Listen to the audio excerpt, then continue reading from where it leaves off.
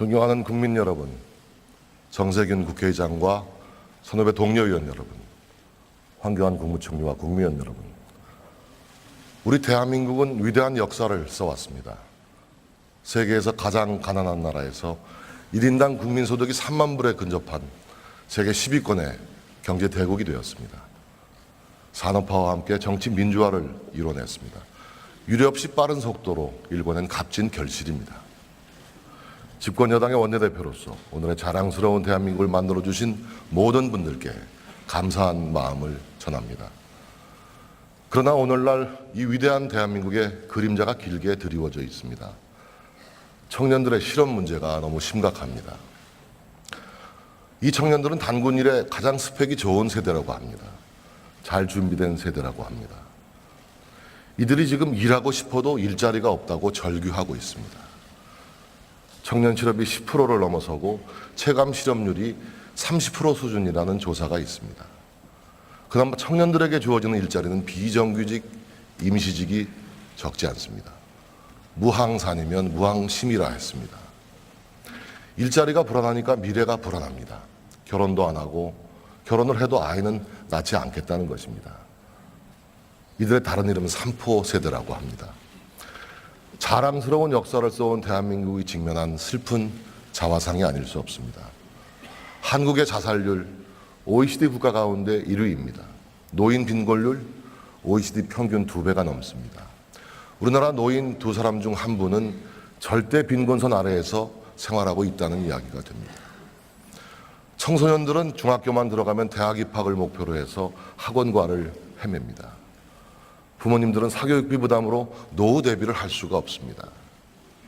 삶의 질을 측정하는 모든 지표에서 우리는 OECD 최하위권을 벗어나지 못하고 있는 실정입니다. 모두가 힘들다고 아우성입니다. 어떻게 해야만 이 암담한 현실을 넘어설 수 있겠습니까? 존경하는 국민 여러분, 우리 대한민국은 지금 기로에 서 있습니다. 비상을 멈추고 추락할 것인가? 자랑스러운 성취의 역사를 계속 이어가면서 더 큰 대한민국으로 거듭날 것인지 그 선택의 기로에 서 있는 것입니다. 지금 이 순간 우리에게 가장 필요한 것은 진실을 대면할 용기입니다. 우리는 근대화와 경제 성장을 위해 많은 것을 희생하면서 전력 질주해 왔습니다. 우리도 한번 잘 살아보자는 국민적 열망이 위대한 대한민국을 만든 원동력이었습니다. 이제 우리를 둘러싼 경제 환경이 근본적으로 바뀌었음을 인정해야 할 때입니다. 한국 경제는 저성장 시대에 진입했습니다. 한국 경제의 잠재 성장률이 2%대로 떨어졌다는 조사 결과가 나옵니다. IMF와 OECD 예측이 별반 다르지 않습니다.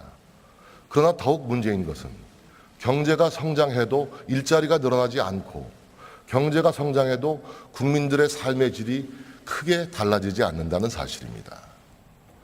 우리 경제가 설령 1% 더 성장한다고 내 삶이 과연 더 풍요로워질까? 이러한 고민들을 많은 자영업자들이 매일 밤 곱씹고 있습니다. 물론 경제 성장을 포기할 수 없습니다. 이것은 우리의 목표입니다.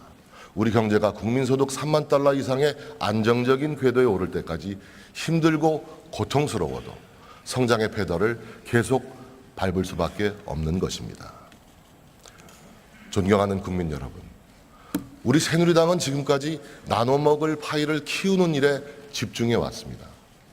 파이를 어떻게 나눌 것인가 하는 분배의 문제는 그만큼 정책의 후순위로 밀렸습니다. 하지만 이제 성장만으로 해결할 수 없는 문제들이 우리 앞에 산적해 있는 것입니다. 제대로 성장하기 위해서라도 이제 분배의 문제를 고민할 만한 시점이 된 것입니다. 저를 포함해서 많은 국민들은 그동안 대한민국이 그래도 비교적 공정하고 평등하게 분배가 이루어지는 나라라고 생각해 왔습니다. 그리고 IMF 외환위기 이전에는 적어도 이런 믿음이 현실과 부합했습니다. 그러나 최근 연구 결과는 그렇지 않습니다. 우리 사회의 불평등 정도가 너무 심해지고 있다는 것입니다. 최근 연구 결과에 따르면 한국은 미국과 함께 가장 불평등한 국가군에 속해 있습니다. 한국의 경우 소득 상위 10%의 사람들이 전체 소득의 절반을 가져간다는 연구 결과가 있습니다. 그러니까 우리 사회에서 소득 상위 10%에 속하는 사람들은 대기업의 오너나 경영진, 의사, 변호사, 전문직 종사자, 그리고 대기업과 공공부문 정규직 노동자들입니다. 이들의 연봉은 평균 1억 원을 넘고 있습니다. 하위 90%에 속하는 사람들은 비정규직 노동자, 중소기업 노동자, 영세 자영업자들입니다. 이들의 연봉은 대체로 2천만 원에서 3천만 원 수준입니다. 불평등이 이렇게 심하면 대한민국이라는 공동체는 건강하게 유지되기 어려운 것입니다.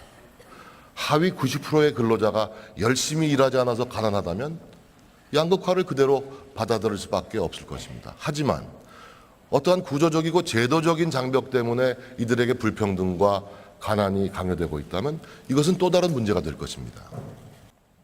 존경하는 의원님 여러분, 더 많이 가진 사람들이 더 많이 양보해야 합니다. 대기업과 상층 정규직들의 양보를 요청하기 전에 우리 국회의원들이 먼저 내려놓아야 합니다. 국민의 대표인 우리들이 먼저 내려놓아야 합니다.